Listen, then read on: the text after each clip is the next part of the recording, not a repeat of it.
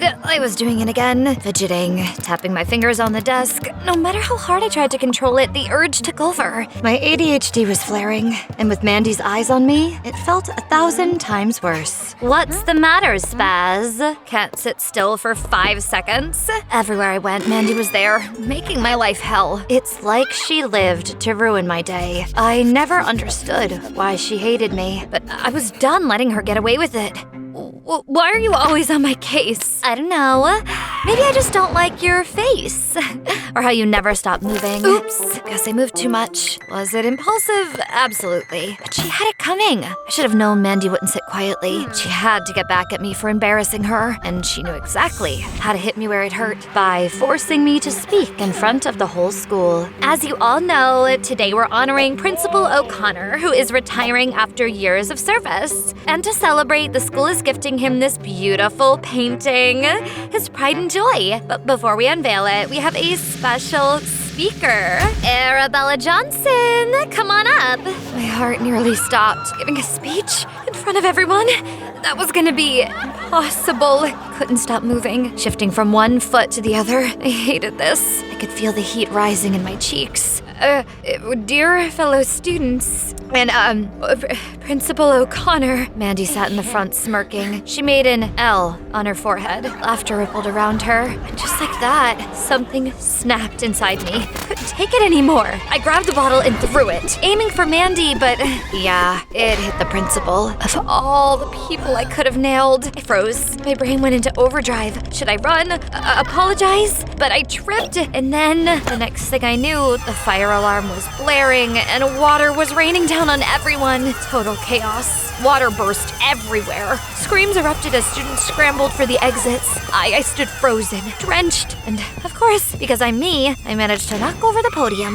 But that wasn't the worst part. The painting behind the principal toppled, falling to the ground with a loud thud. That painting, it was supposed to be his big retirement gift, and now I had completely destroyed it. I didn't mean for any of this to happen, but somehow it always did. So Principal O'Connor made sure I'd suffer. He sent me straight to juvie. And it wasn't just that. Mom and Dad were beyond pissed. They told me after I got out, I'd be leaving town, starting over somewhere new. Like that was gonna solve anything. I tried to explain, to tell them it was all a mistake, but they weren't in listening mode. Nope, they were in "we're ashamed of you" mode. Juvie was rough. The bed felt like a slab of concrete. The food was barely edible, and don't get me started on the hideous uniform. Everything about this place was just the worst. But I had to stay here for 3 months. First day in juvie, and my brain wouldn't stop. Couldn't sit still. All I wanted was to blend in for once, but no. Here comes trouble. Hey, Twitchy, you lost to something? Of course they'd zero in on me. What's the matter? Cat got your tongue? Or you just think you're better than us? Old me would have thrown hands, but I wasn't about to get in trouble. Not today. Aw, what's this? A jealousy parade? You guys mad a pretty girl just walked in here? Stay out of it, Zane. Oh, sorry. You feeling a little threatened? I mean, I'd be worried too if my competition had, all her teeth still intact. And you, with your lice-infested hair, maybe focus on your personal hygiene before you come for her. Shoo. Whatever. Freaks. They like to pick on new blood. Don't sweat it. He didn't know me, didn't even introduce himself. But somehow he made them disappear. Just like that. And you are? Zane. And no, I don't go to your school. But word travels fast in here. Everyone's heard about the girl who turned a school assembly into a scene from a disaster movie. Of course. My reputation followed me here too. Perfect. Yeah, well, that wasn't exactly the plan. Yeah, nothing ever is. But you can let this place chew you up, or you can learn how to work it to your advantage. I can show you how to survive this place, how to make sure no one messes with you again. Why'd you help me? Maybe I saw myself in you. I've got ADHD too, if you were wondering. Wasn't what I expected, but it made sense. Back home in Iowa, they tried to fix me, but I figured it out on my own. We're not broken, just wired differently. Zane knew how to handle things. He showed me how to survive. It wasn't about not caring. It was about making people think I didn't. Just one more day, and I was out. But then I saw them. The same girls who tried messing with me when I first got here, now circling some poor kid like sharks. What's wrong, scaredy cat? Of course, I had to step in. Oh my god, you guys are like angels. Thanks for taking care of my little buddy here. Group hug. You guys are the best. Make them so uncomfortable, they can't even deal. Well, we should totally do mani-pedis. Sleepovers. What do you think? Ew, what's wrong with you? I just feel this overwhelming love for you guys today. You're totally cray-cray. That's right. Run. Well, my girl's all grown up. I was barely out of juvie, and here I was. New school, new faces. This time I was ready. No one was messing with me. I walked past the groups, girls giggling by the lockers, jocks messing around by the gym. Some glanced my way, sizing me up, but no one made a move. And then there was Blake, looking like he owned the place. The school's golden boy, a star athlete, poster child for all things obnoxious. He was gonna be fun. 2 weeks in, and Blake made it his mission to get under my skin. Blake was everywhere, smirking in the hallway, grinning at lunch, and even on the court. I ignored him every time, but he never got the hint. But today I'd had enough. Hey, sweetheart. Don't call me that. He wasn't just cocky anymore. He was off. I didn't know what it was, but the constant blinking, the way he pulled at his clothes like he was trying to rip them off, it all got to me. I couldn't take it anymore. I had to make it stop. One quick throw, and I hit him where it hurt the most, and he finally moved away, acting like he wasn't hurt at all. I knew this would make him stay away from me for good in just days. I'd gone from the new girl to the legend who put Blake in his place. Yo, Arabella! That shot with Blake? Epic! I loved it. Being talked about, admired, it felt good, even if my brain buzzed louder than usual. As for Blake, well, he couldn't even face me after that. From that day, Blake changed. He practiced alone, walked quietly, and kept to himself. The swagger was gone, and so were the crowds. One day after school, I saw the most shocking thing ever. Blake crying.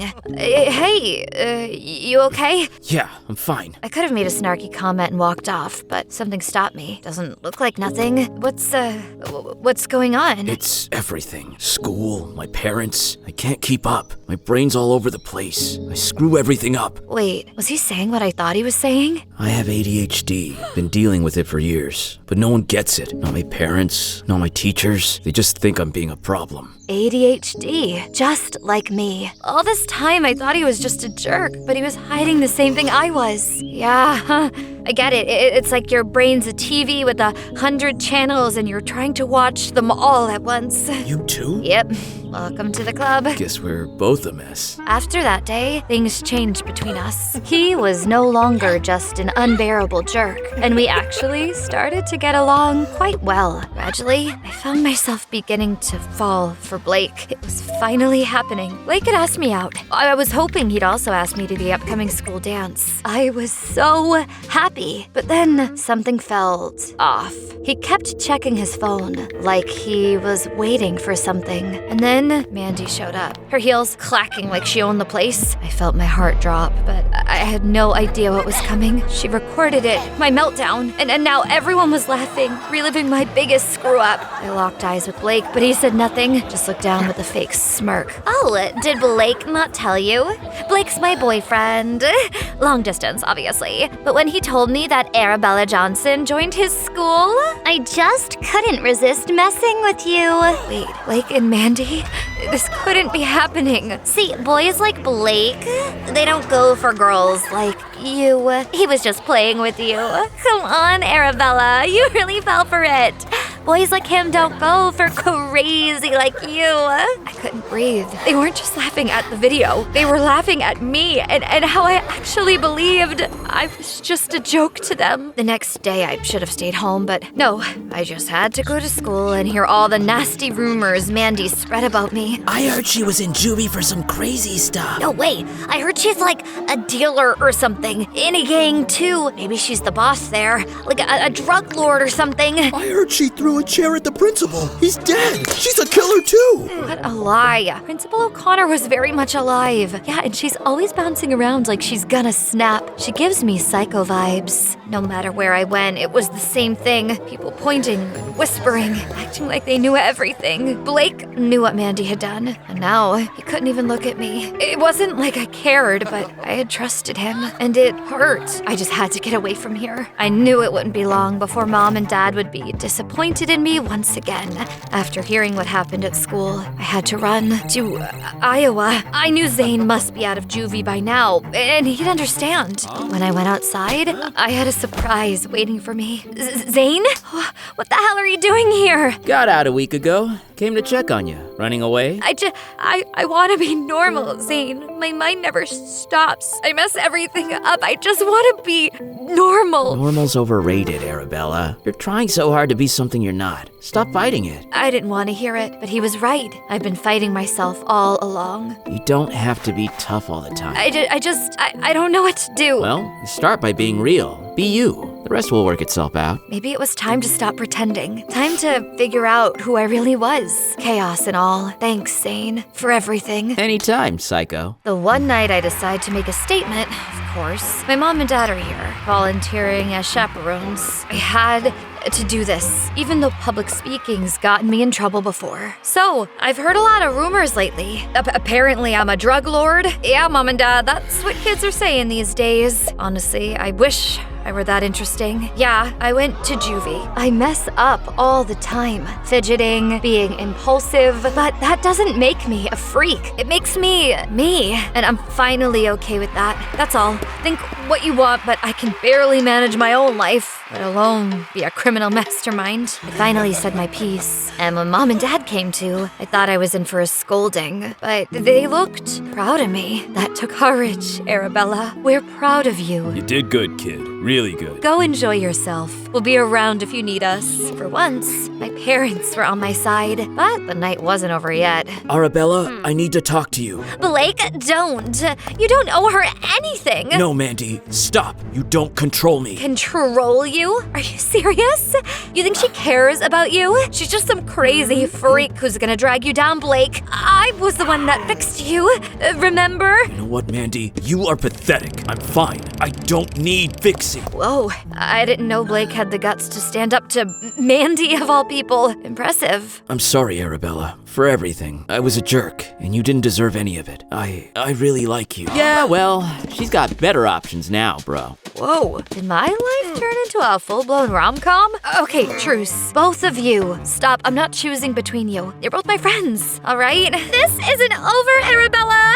You think you've won? You're nothing. A freak who doesn't belong here. And just like that, it actually was over. Now, both of you dance with me. No drama. Sometimes being weird isn't a weakness. People might think we're crazy, but honestly, all the best people are.